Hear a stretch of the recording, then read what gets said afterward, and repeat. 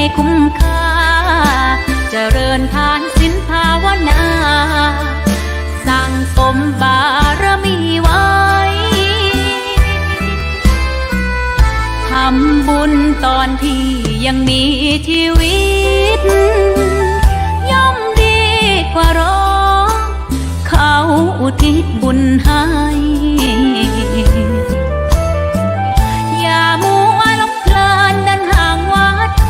ตัวอย่างชัดๆมีมากมายเข้าวัดตอนตายสายเกินแก้กรรม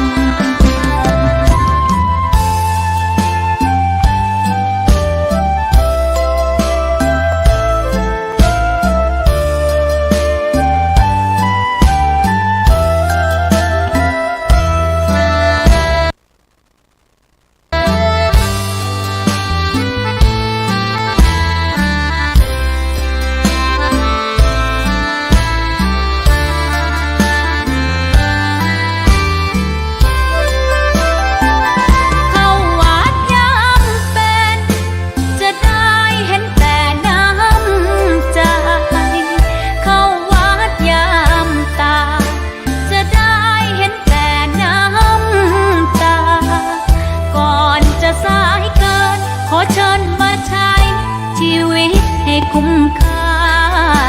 เจริญทานศีลภาวนาสั่งสมบารมีไว้ทำบุญตอนที่ยังมีชีวิตย่อมดีกว่ารอเขาอุทิศบุญให้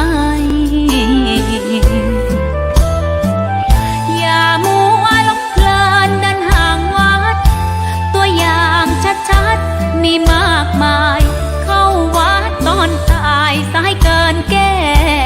กรรมเข้าวัดยามเป็นผลบุญหนุนนำเข้าวัดยามเป็นจะได้เห็นแต่น้ำใจเข้าวัดยามตายจะได้เห็นแต่น้ำตา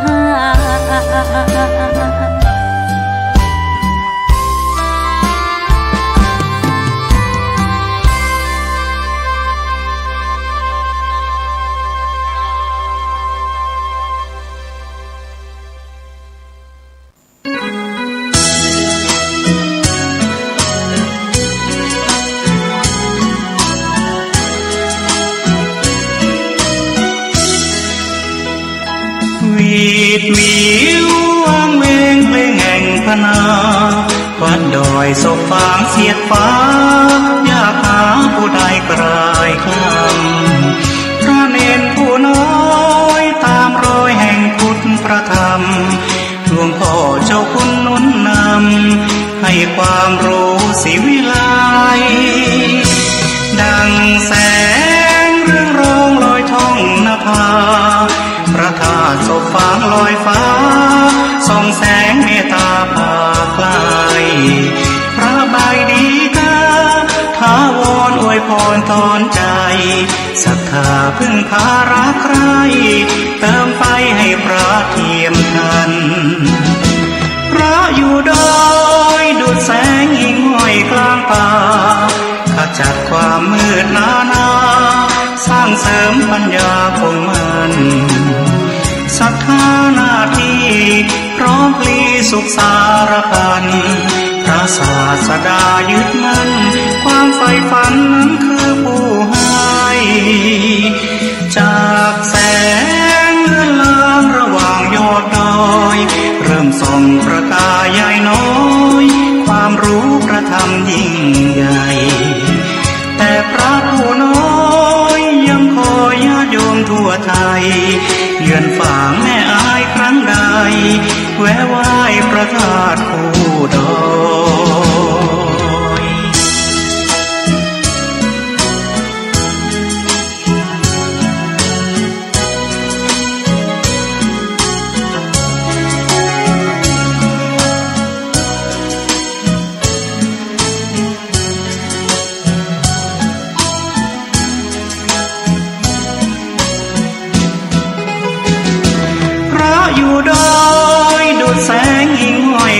ป่า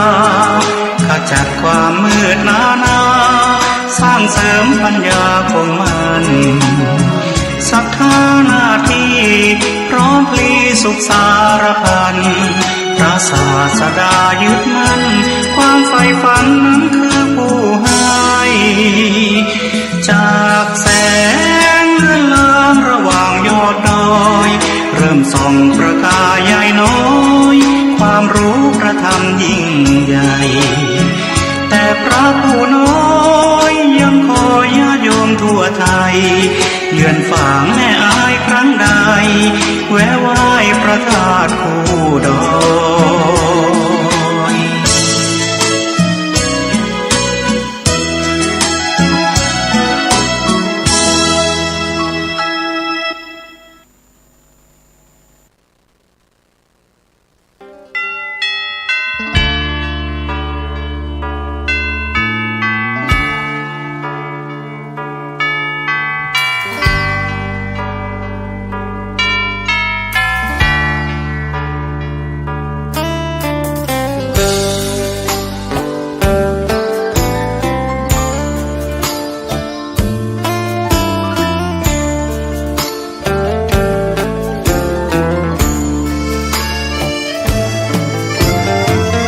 เชิญชวนทุกท่านเข้าวัดเข้าวาฟังธรรมะจากหลวงตาเสริมชีวาให้สุขสดใสยึดมั่นหลักธรรมคำสอนไว้ให้ขึ้นใจความดีรีบทำกันไว้หญิงชายอย่าได้นายนี้เชิญชวนทุกท่านเข้าวัดเข้าวา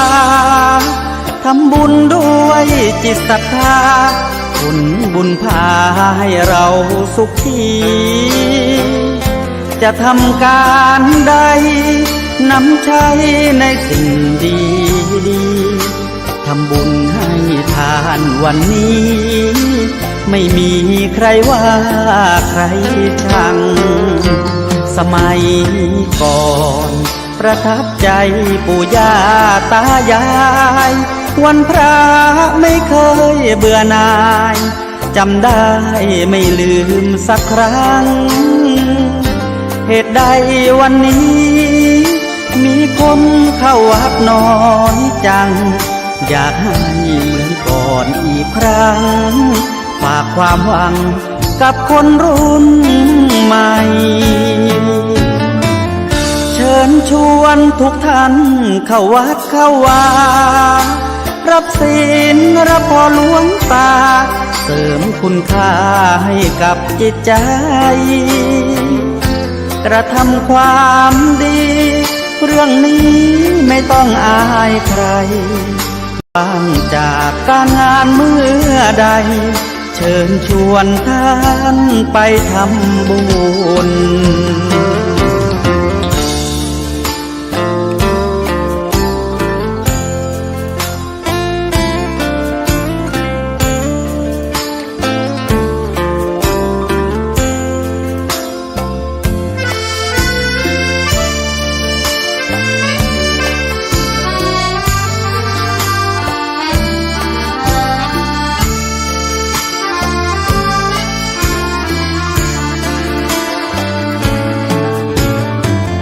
เชิญชวนทุกท่าน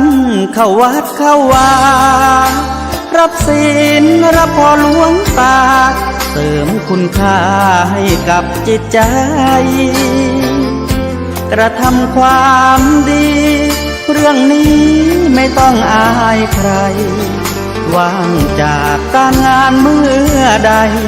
เชิญชวนท่านไปทำบุญกระทำความดีเรื่องนี้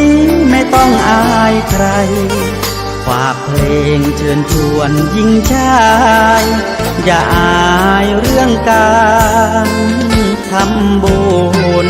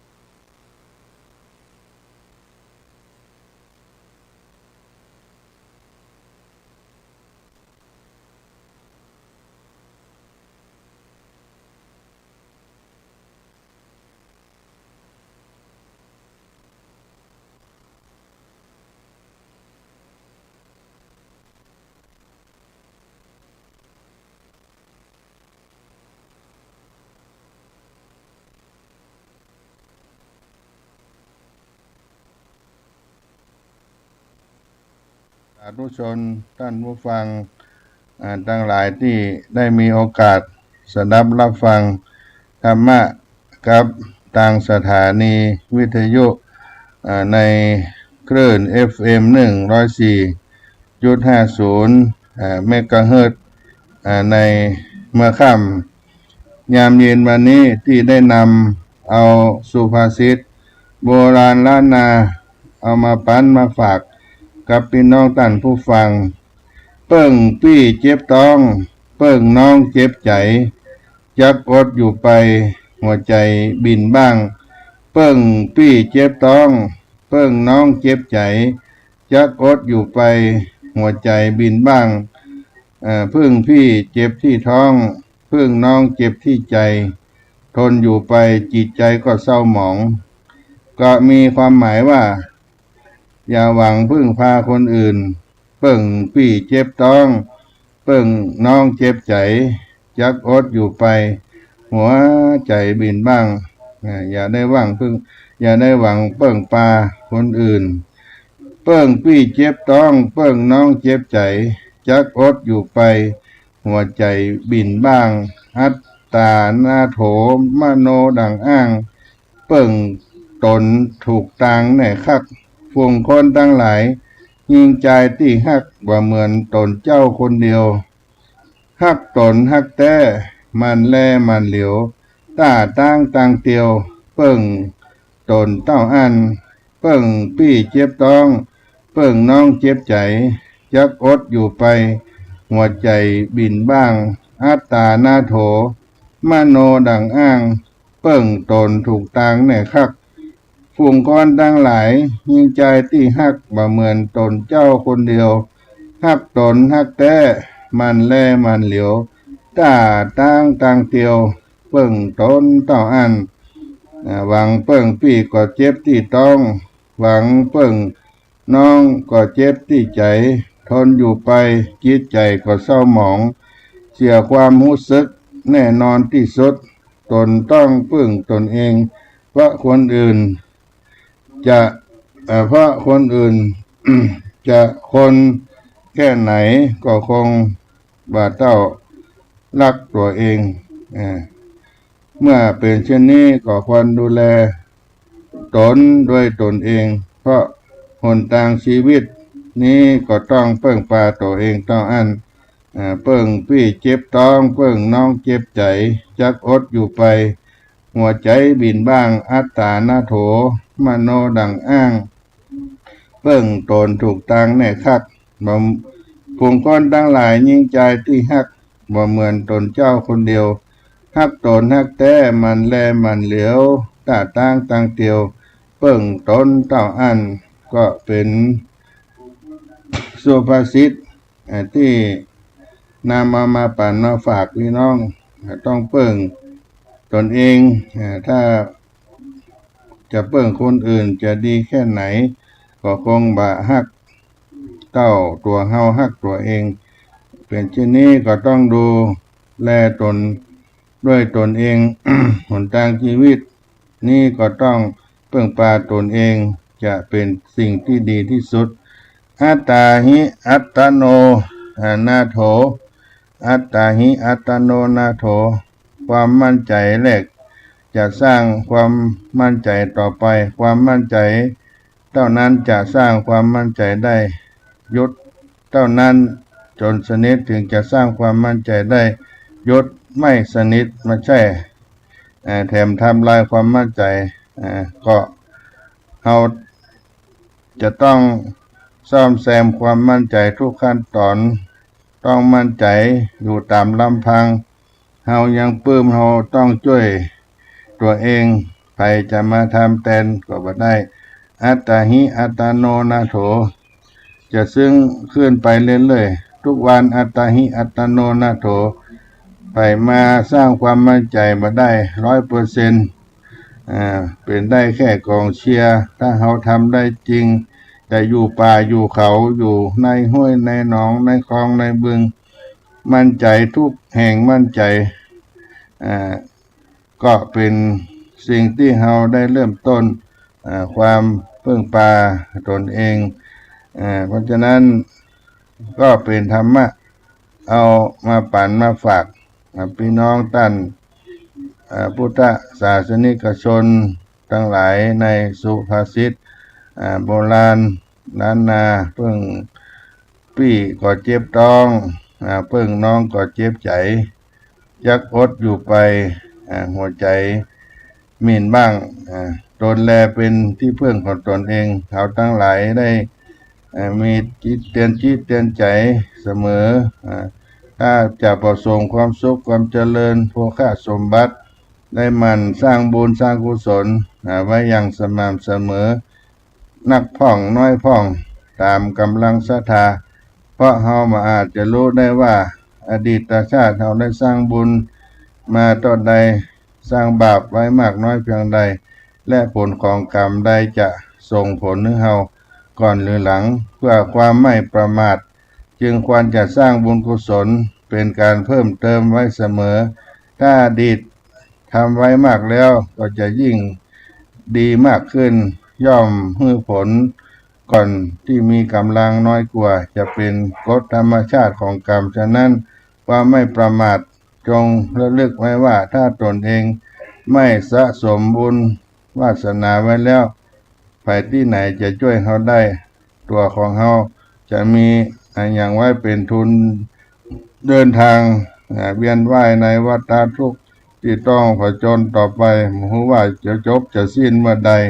กว่าจะรู้แจ้งพระสัทธรรมเข้าถึงบรมสุขคือพระนิพพาน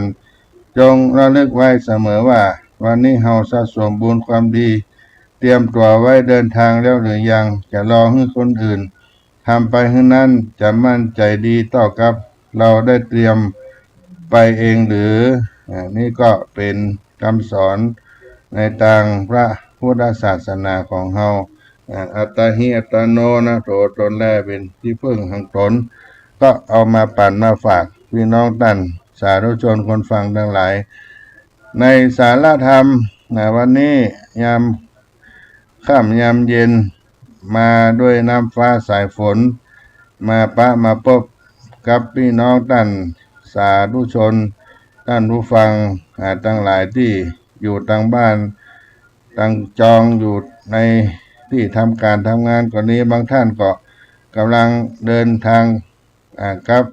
เกหสถานบ้านจองกับหอกับเฮือนก็ได้มาพบกันได้รับฟังธรรมะกันมาตลอด24ชั่วโมงได้มีความรู้มีการเพิ่มเติมสติปัญญาให้กับตัวเฮาภาคบ่ายได้เล่าอู้สู่กันฟังได้เดินทางไปที่กรุงเทพมหานครก็ไปในงานวันกตัญญูประจำวัดเบญจมาบพิตรที่ได้รำลึกถึงพระมหาเถรานุเถระประจำซึ่งเป็นระดับในเจ้าวาดในวัดเบญจมาบพิตรเป็นวัดป่อของโครงการพระธรรมจาริกข้างเจ้าคุณสมเด็จพระพุทธชินวงศ์ได้ดำรงเป็นปฐมประธานคณะพระธรรมจาริกก็ได้ไปร่วมกินหอมตาลกับเพิ่นซึ่งในการทำบุญตั้งแต่อดีตเจ้าวาดที่สำคัญคือเจ้าคุณสมเด็จพระอริยวงศาคตยานสมเด็จพระสังฆราชโปรดกิติโสภโนและลำดับมาก็มีเจ้าคุณสมเด็จพุทธชินวงศ์ที่เขาเคารพนับถือและอีกหลายๆลูกที่อยู่ในร่วมสมัยการแห่งงานเกี่ยวข้องกับงานพระธรรมจาริกด้วยก็ถือว่าเป็นการแสดงออกในความกตัญญูกตเวทิตาธรรมได้รำลึกถึงผู้มีพระคุณความกตัญญูเป็นการส่งเสริมให้จิตใจให้เราได้เกิดความรักรู้คุณได้ตอบแทนคุณในชาติศาสนาพระมหากษัตริย์พ่อแม่ตัวเฮา ได้มีความฮักที่เกิดขึ้นเพราะกตัญญูมีอยู่ที่ในผู้ใดย่อมทำให้ผู้นั้นรุ่งเรืองงดงามซึ่งตรงกับพุทธสุภาษิตที่ว่ากตัญญูตาเอตัมมังคาระมุตตมังความเป็นผู้กตัญญูก็เป็นมงคลสูงสุดกตัญญูแปลได้ใจความว่ารู้จักความดีของท่านเมื่อได้รับความช่วยเหลือจากผู้ใดหรือสิ่งใดจะโดยตรงหรือโดยอ้อมก็ตามแล้วจำการช่วยเหลือนั้นได้เมื่อมีโอกาสก็ตอบแทนด้วยตระหนักในพระคุณนั้นนี่คือกตัญญูซึ่งท่านนักปราชญ์บัณฑิตทั้งหลายได้ยกย่องแม้แต่พระพุทธองค์ก็ได้ทรงสรรเสริญว่าเป็นเครื่องหมายบอกรู้ว่าเป็นคนดีกตัญญูนั้นตามคำสอนในทางพระพุทธศาสนาก็แบ่งออกได้ว่ากตัญญูต่อวัตถุกตัญญูต่อบุคคลกตัญญูต่อตนเองในอันดับต้นนั้นกตัญญูต่อวัตถุก็หมายถึงสิ่งของเครื่องใช้หรือต้นไม้บ้านเรือนตลอดจนประเทศชาติศาสนาเมื่อได้รับความร่มเย็นเป็นสุขจากสิ่งใดก็รู้คุณสิ่งนั้นแล้วก็หาโอกาสตอบแทนตามความเหมาะสมอย่างบางคนพยายามหาของขายพยายามขายของหรือค้าขายต่างๆจนร่ำรวยตั้งตัวตั้งตนได้กลายเป็นเศรษฐีในการต่อมาได้หับเข้าหับของขายก็ดีในอดีตเขานั้นก็ได้สำนึกคุณถึงไม้คานคู่ชีวิตที่เคยได้หับได้หามเคยอาศัยค้าขายตั้งก่อนนั้นก็นำมาบูชาไว้ในบ้านในเรือนเพื่อเป็นอนุสรณ์ว่านี่คืออุปกรณ์ที่เป็นวัตถุไม้คานเศรษฐีที่ได้อยู่ดีมีสุขมาจนถึงปัจจุบันนี้ก็นับว่าเรื่องนี้เป็นตัวอย่างที่ดีมากก็จะสอนเราว่าเพียงไม้อันเล็กน้อยเท่านั้นก็ยังทำให้คนได้เป็นเศรษฐีได้เราก็จะต้องได้สร้างฐานะของเฮาพ้องก็จึงนับว่าเป็นตัวอย่างที่ควรศึกษานำมาเป็นข้อคิดเป็นอย่างยิ่งแต่ประการหนึ่งเกี่ยวกับพระพุทธองค์พระพุทธเจ้าตอนที่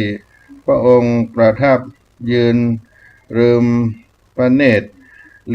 ตรบูชาต้นพระศรีมหาโพธิ์สิ้น7 วันในฐานะที่ได้เคยอาศัยร่มไม้สลีมหาโพธิบำเพ็ญเพียรจนได้ตรัสรู้เป็นพระสัมมาสัมพุทธเจ้านี่แหละที่ผู้ที่มีจิตใจสูงย่อมกตัญญูแม้กระทั่งต้นไม้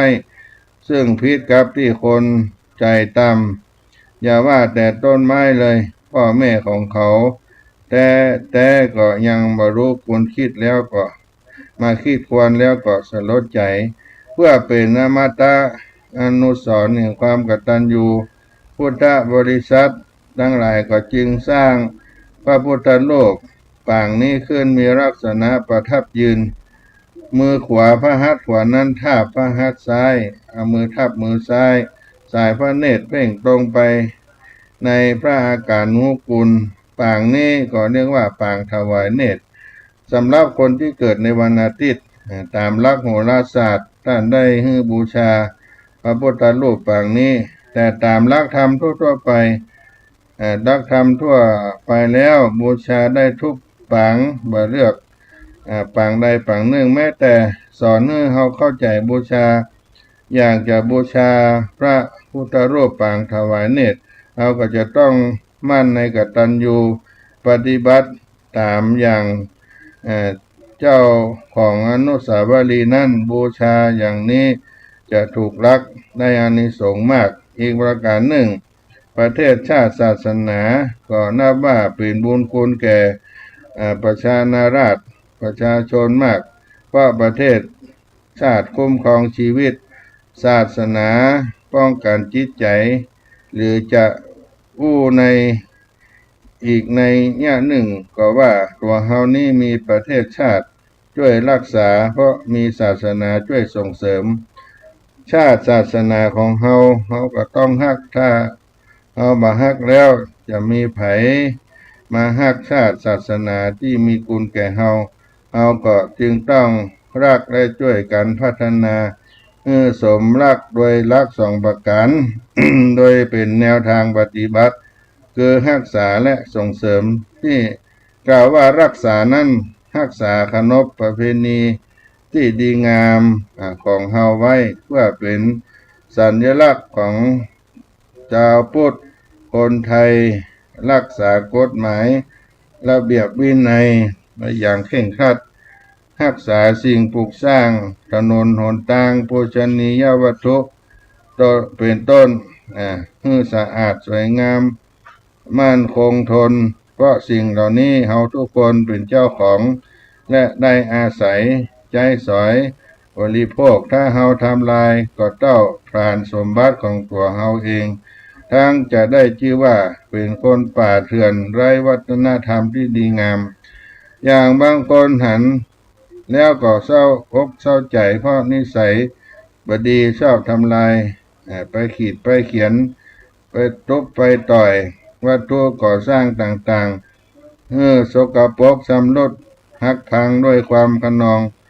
ต้นไม้ปลูกไม้ประดับสถานที่ให้สวยงามร่มเย็นก็ชอบเด็ดชอบหักทำให้เสียหายเศษอาหารก็ชอบทิ้งเกลื่อนกลาดตามที่ต่างๆกินที่ไหนก็โรคสกปรกที่นั่นทั้งที่เจ้าหน้าที่ก็อุตส่าห์ทำความสะอาดแต่ก็ยังมีคนอุตส่าห์ทำสกปรกท่านสาธุชนทั้งหลายท่านผู้ฟังก็ได้คิดว่าการทำเช่นนี้ก็เป็นการทวงความเจริญประเทศชาติศาสนาอันเป็นสิ่งที่บดีแน่แท้ก็ควรได้ปรับเปลี่ยนอุปนิสัยให้ดีขึ้นปรับนิสัยใหม่แล้วก็มาช่วยกันส่งเสริมประเทศชาติศาสนาที่ฮักของเฮาให้อยู่เจริญอย่างน้อยถึงบ่ได้ก่อสร้างตกแต่งเพียงแต่บ่ทำลายทำความสกปรกเสียหายก็นับว่าเป็นบุญแล้วอันดับที่สองนั้นกตัญญูต่อบุคคลก็คือใครก็ตามที่ได้ทำความดีให้แก่ตนเฮาก็จดจำไว้ได้และสำนึกในบุญคุณนั้นอยู่เสมอเมื่อ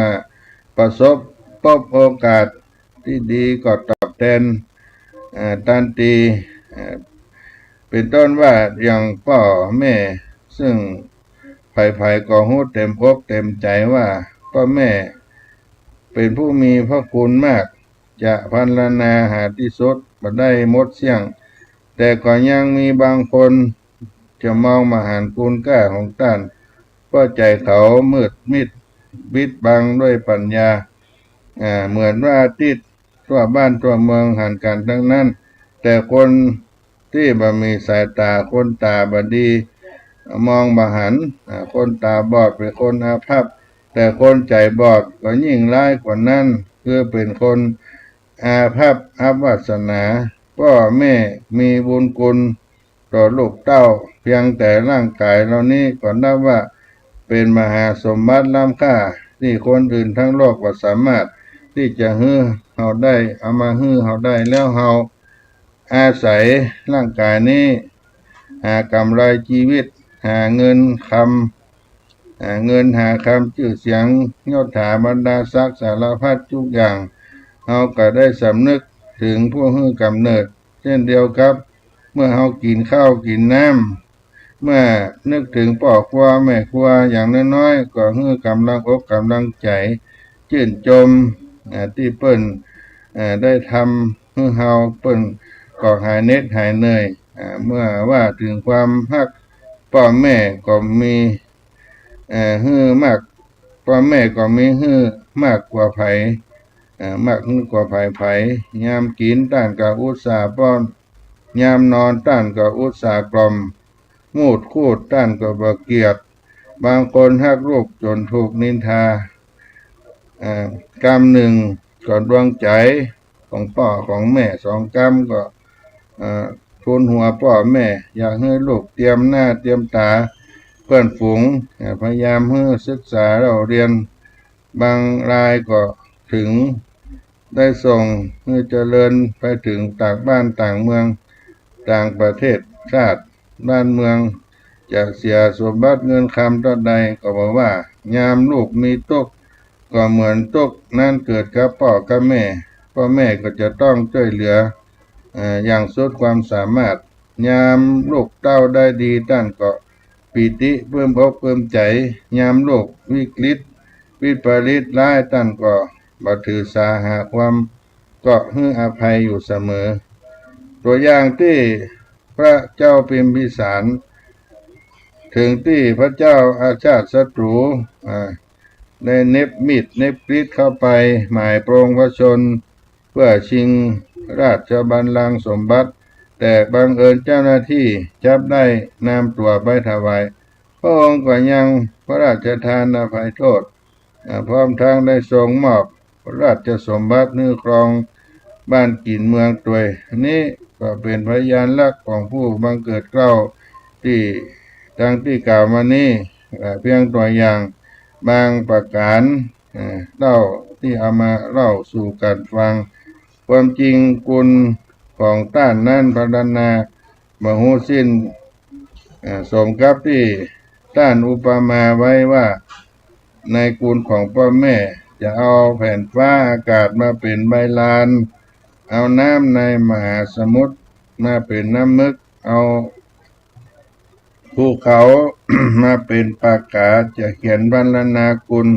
ของต้านทั้งสองจนน้ำเหือดแห้งไปจนดอยนั้นหมดไปท้องฟ้าเต็มหมดไปถึงกันนั้นคุณของต้านนั้นก็ยังบ่สิ้นแม้คุณของต้านจะมีมากถึงเพียงนี้บางต้านบางคนก็ยังมองบ่หันในคุณของต้านเพราะใจมืดใจตีบตันอย่างที่ว่าเกิดมาอย่างที่ว่าสัญชาติของคนปาลาคนพาลยากที่จะหันคุณ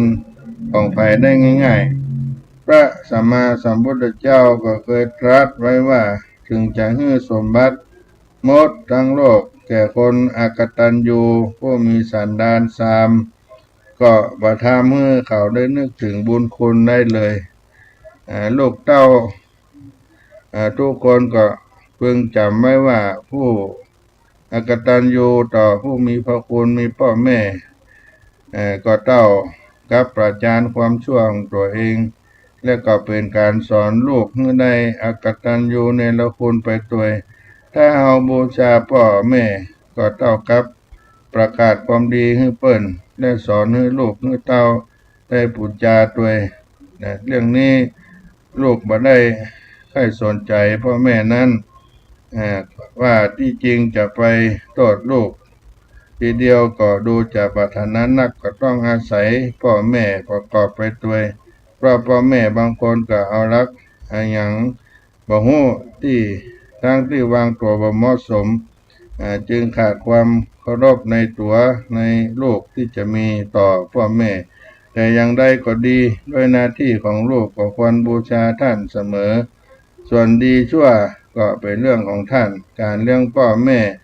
ลูกต้องถือเป็นเรื่องสำคัญตอนเป็นทารกเด็กน้อยพ่อแม่ก็เลี้ยงดูการใหญ่โตขึ้นลูกก็ต้องเลี้ยงพ่อแม่บ่ใจยามเป็นปล่อยให้ท่านอดอยากลำบากแต่พอเวลาท่านหมดลมหายใจ เสี่ยงชีวิตไปเอาของเครื่องเส้นเครื่องไหวไปให้ท่านกินไปให้ท่านที่ซอบที่ซากก็ดีไปมอบไปป่านเนื้ออันนี้ก็บ่ได้ผลที่แน่นอนที่ถูกต้องเลี้ยงท่านเวลายังมีชีวิตอยู่ ต้านตาหันแล้วต้านก็เพิ่มอกเพิ่มใจเฮาก็ได้บุญ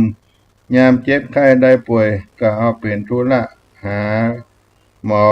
หยุกยารักษาพยาบาลบ่ใช่ ว่าแม่เจ็บบ่ใช่แม่เจ็บเป็นเรื่องธรรมดาพอถึงคนที่เฮาฮักเจ็บก็จึงจะเป็นเรื่องใหญ่อย่างนี้บ่ถูกต้องต้านว่าพ่อแม่คนไหน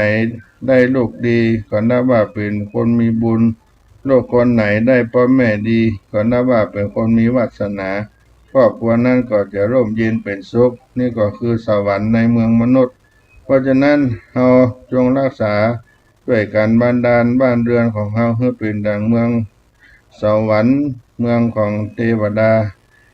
นั่นคือมีความสุขอันดับที่สุดท้ายก็คือกตัญญูต่อตนเองด้วยการกตัญญูต่อตนเองนี่จะเป็นแรงส่งให้คนทำดีมากขึ้นเบื้องต้นเราจะหันคุณค่าของความเป็นมนุษย์ก่อนตามหลักที่พระพุทธองค์ได้ตรัสไว้ว่ากิจโฉมนุสสะปฏิลาโภเกิดเป็นมนุษย์นี้ยากเกิดมาจึงถือว่าเป็น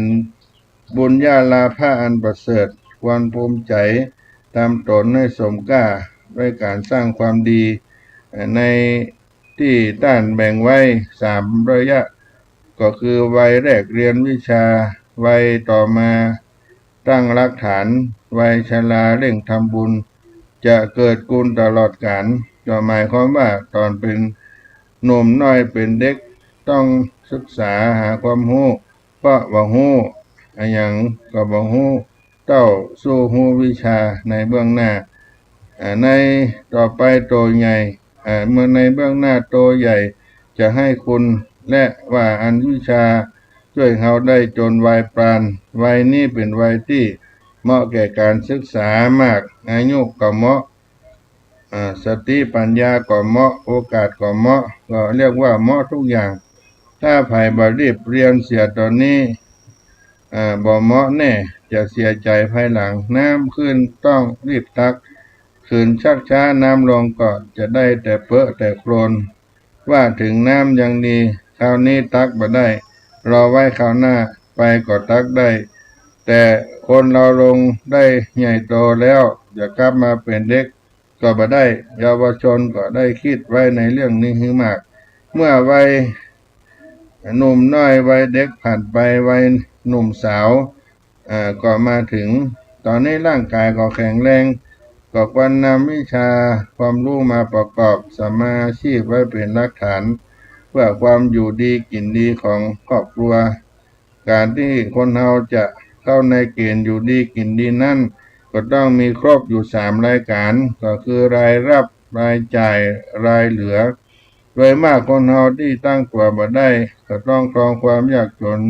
อยู่ทางตาปีตาชาติบ่ได้ครองความมั่งมีกับเปิ้นก็เพราะบ่เข้าใจบริหารสมบัติได้มาต่อใดก็หมดไปบ่ฮู้จักเก็บออมถนอมทรัพย์ปล่อยใจให้เป็นทาสความอยากผลก็คือความทุกข์ยากอย่างบ่ต้องสงสัยยามเจ็บไข้ได้ป่วยฉุกเฉินก็ต้องกู้หนี้ยืมสิน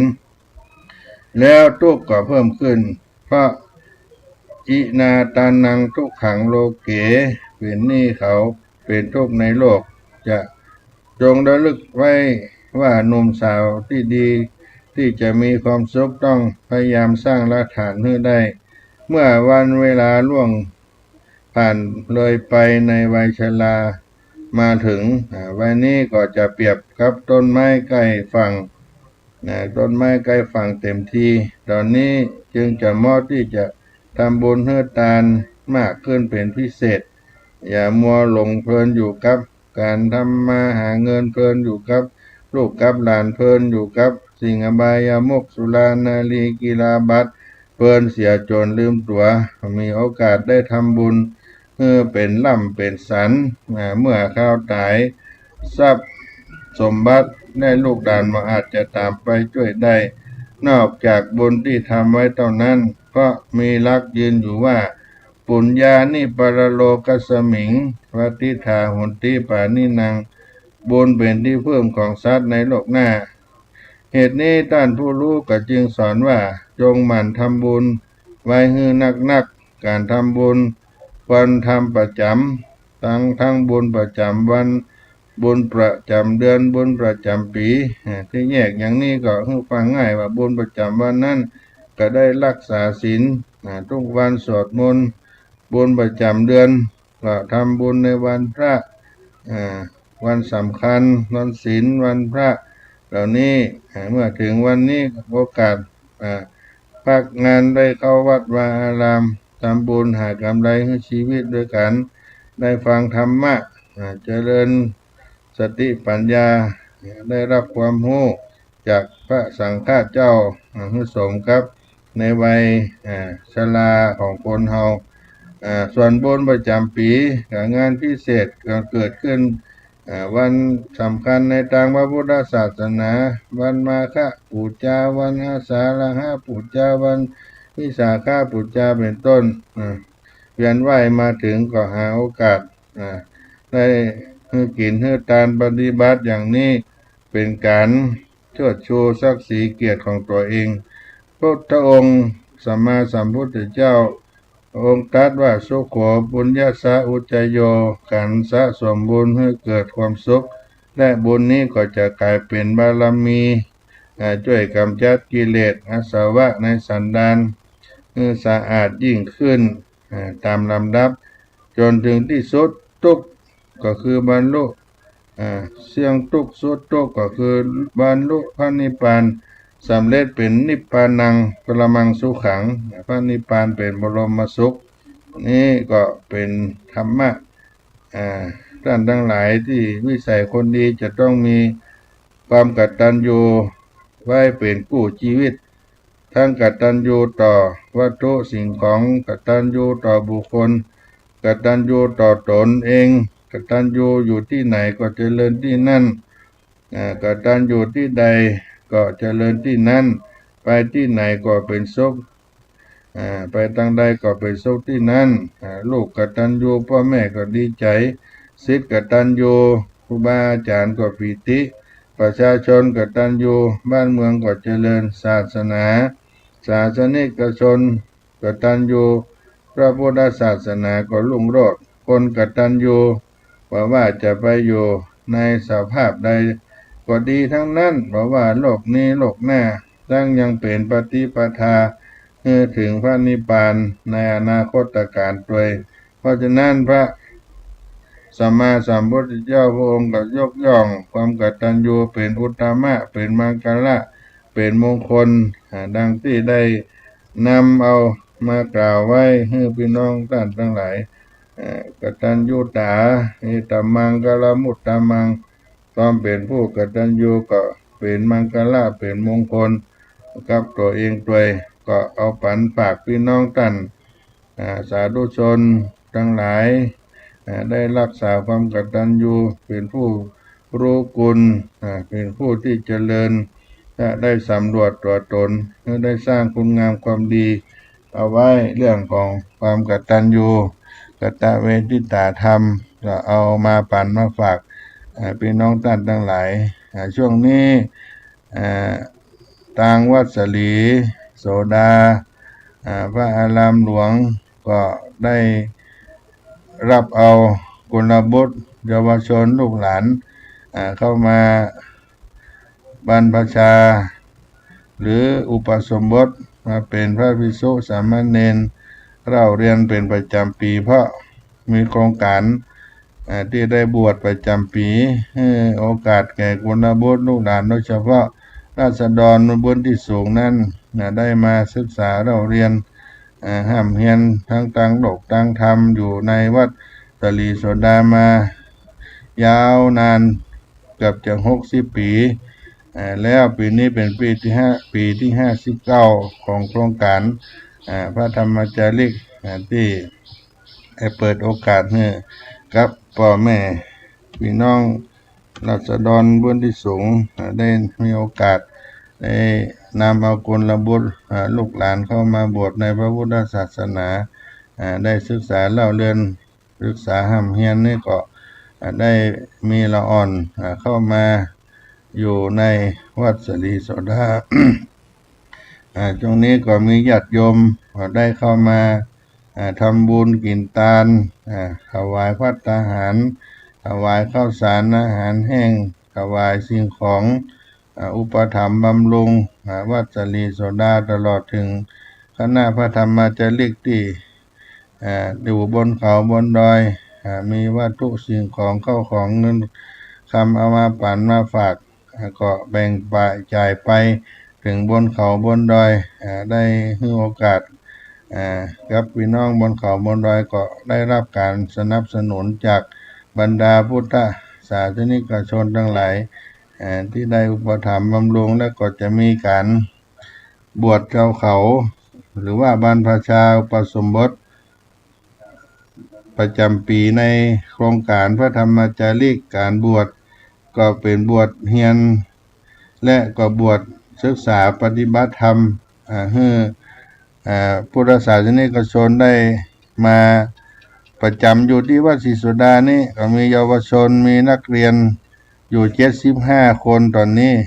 75 คนและที่จะเดินทางลงมาบวชแถมจากบนภูเขาจะมาตามกับพระธรรมจาริกอยู่ก็จะในประมาณ179 รูปคนที่จะได้มาบวชถวายเป็นพระราชกุศลในพระบาทสมเด็จพระเจ้าอยู่หัวในปีมหามงคลครบรอบพระชนมายุ72 พรรษา6 รอบในเดือนกรกฎาคมวันที่28กรกฎาคม2567นี้ก็เป็นวาระโอกาสมงคลเพราะฉะนั้นก็ขอเชิญชวนบรรดาพุทธศาสนิกชนพี่น้องศรัทธาทั้งหลายได้มีโอกาสมาอุปถัมภ์มารับเป็นเจ้าภาพร่วมกินหอมทานกันได้เนอะที่วัดสลีโสดาพระอารามหลวงได้ตลอดเวลาก็ได้มีเจ้าหน้าที่จากมูลนิธิจากศูนย์พัฒนาราษฎรบนที่สูงเพื่อมาช่วยรับบริจาคการบวชบางท่านก็ถามว่าจะเป็นเจ้าภาพหอมทานโดยเฉลี่ยแล้วก็ประมาณรูปละ 2,500 บาทเพื่อจะได้มาเป็นการซื้ออัฐบริขารถวายเป็นทานแก่ผู้บวชนอกจากนั้นก็เป็นเรื่องของภัตตาหารเครื่องบริขารเครื่องใจหลังจากได้บวชเป็นพระภิกษุสามเณรแล้วอันนี้เป็นการบวชประจำปีที่เกิดขึ้นในแต่ละปีของโครงการพระธรรมจาริกและวัดสลีโสดาพระอารามหลวงวัดเบญจมาบพิตรดุสิตวนารามประจำปีก็อนุโมทนากับพ่อแม่ศรัทธาที่ท่านได้มาร่วมกินหอมทานกันทุกปีก็ดีบางท่านก็ยังไม่เคยมาก็มีโอกาสได้มาร่วมกินหอมทานกันได้ที่วัดสลีโสดาพระอารามหลวงตำบลสุเทพอำเภอเมืองจังหวัดเชียงใหม่การบวชนี้ก็จะนำเอาลูกหลานหรือฆราวาสที่ได้มาสมัครบวชถวายเป็นพระราชกุศลลงไปที่กรุงเทพมหานครไปบวชที่วัดเบญจมาบพิตรในวันที่7 กรกฎาคมที่จะมาถึงนี้ก็จะได้กลับมาจำพรรษามาปฏิบัติธรรมอยู่ที่วัดสลีโสดาพระอารามหลวงเป็นสืบไปอันนี้ก็เป็นการโน้ตการคร่าวๆที่ได้นำเอามาบอกมากล่าวกับพ่อแม่ศรัทธาญาติโยมพุทธศาสนิกชนทั้งหลายในเมื่อค่ำยามเย็นในวันนี้ก่อนวันนี้เวลาก็จะได้หมดเสียงถ้าหากท่านใดจะสอบถามในตัวอาตมาภาพนี้ก็ได้มีเบอร์โทรศัพท์061-178-5839 061-178-5839 เบอร์โทรท่านพระครูปัญญาสังฆการ061-178-5839ก็ติดต่อสอบถามกันได้ก็ขอให้ทุกท่านได้อยู่เย็นเป็นสุขกันทั่วหน้าวันนี้ได้มาจากกันในศาลธรรมยามเย็นวันที่18 มิถุนายน 2567ขอความผาสุกสุขดีจงมีแก่พี่น้องท่านผู้ฟัง จุผู้ในคนเจ้าตาโลธรรมาว่าทันติอายุวันโนสุขังพลัง